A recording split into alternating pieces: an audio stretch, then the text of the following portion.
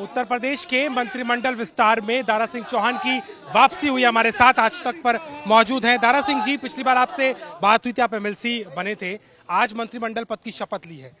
पहला रिएक्शन क्या, आपकी प्राथमिकता रहेंगी और आज के दिन को किस तरह याद करेंगे?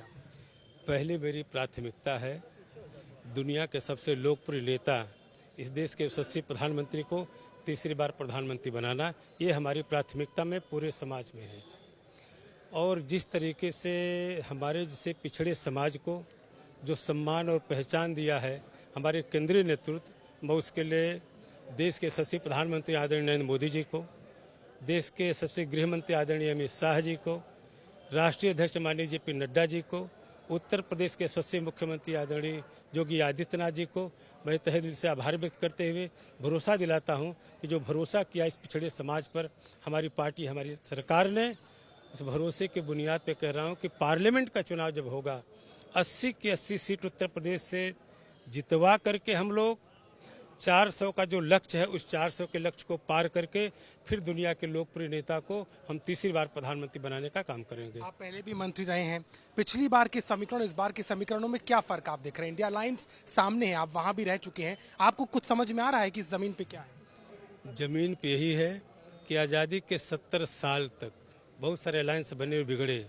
70 साल तक जिस दलित, शोषित, पिछड़ों की कोई पूछ और पहचान नहीं थी, आज माननीय मोदी जी के नेतृत्व में, योगी जी के नेतृत्व में जो पूछ और पहचान और सम्मान मिल रहा है, उस आधार पर मैं कहता हूं कि कोई गठबंधन काम नहीं आएगा, सारा का सारा बिखर जाएगा और फिर भारी बहुमत से 80 की 80 सीटें जीत करके फिर दिल्ली में हम लोग पहुंचेंगे। एक आरोप विपक्ष लगाता है कि जाति के नाम पर मंत्री बना करके बीजेपी चुनाव में जाती, आप क्या कहेंगे? जाति के नाम पर मंत्री बना करके हमारी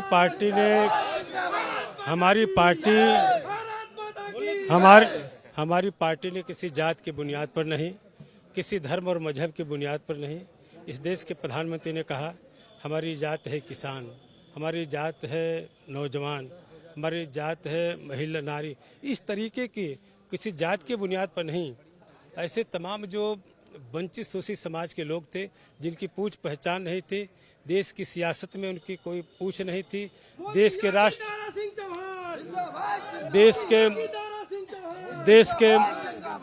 देश के मुख्य धारा से जिनको जुड़ने का कभी अवसर नहीं मिला था, आज आदरणीय नरेंद्र मोदी जी के नेतृत्व में आज सारे ऐसे समाज को, कमजोर लोगों को, पिछड़े समाज के लोगों को मुख्य धारा से जोड़ने का काम हो रहा है। इसलिए सारे समाज के लोग, चाहे कितने भी गठबंधन बनता रहे, सारे लोग मोदी परिवार के रूप में मोदी के साथ कदम ताल करते हुए फिर 80 की 80 सीट जितवा करके फिर तीसरी बार मोदी जी को प्रधानमंत्री गारंटी देते हैं। घोषी की गारंटी आप दे रहे हैं? 100% गारंटी रहेगी, देखिएगा। उत्तर प्रदेश में मंत्रिमंडल का विस्तार हुआ है और इस मंत्रिमंडल के विस्तार के साथ में ही दारा सिंह चौहान एक बार फिर से मंत्री पद पर काबिज हुए और इसका सीधा असर जो है लोकसभा चुनाव के समीकरणों के तौर पर देखा जा रहा है। अभी तो समय बताएगा कि इसका असर बीजेपी को कितना फायदा दे रहा है, लेकिन ये जरूर है कि दारा सिंह चौहान की जो वापसी हुई है वो कहीं ना कहीं बीजेपी को पूरब के उस इलाके में एक राहत देने और एक जोर देने के तौर पर देखी जा रही है, जिसको लेकर के कवायद थी और आखिरकार दारा सिंह चौहान उत्तर प्रदेश के मंत्रिमंडल में एक बार फिर से काबिज होते नजर आते हैं। लखनऊ से कैमरामैन गौरव के साथ अभिषेक मिश्रा, आज तक।